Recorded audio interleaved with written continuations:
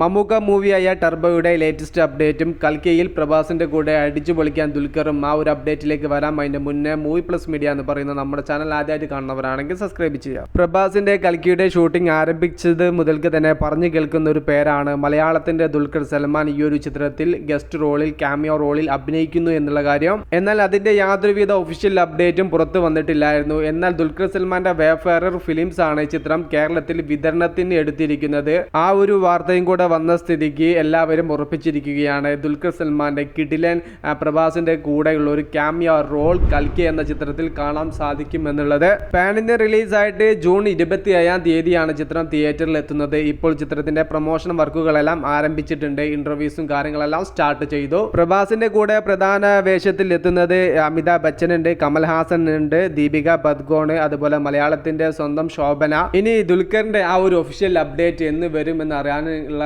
കാത്തിരിപ്പിലാണ് ആരാധകർ. ഇനി അത്തരത്തിലുള്ള ഒരു ഒഫീഷ്യൽ അപ്ഡേറ്റ് വരില്ല. ആ ഒരു സിനിമ കണ്ടു കഴിഞ്ഞതിന് ശേഷം പ്രേക്ഷകർക്ക് തീരുമാനിക്കാം ആ ഒരു ചിത്രത്തിൽ ദുൽഖർ സൽമാൻ ഉണ്ടോ ഇല്ലയോ എന്നുള്ള കാര്യം.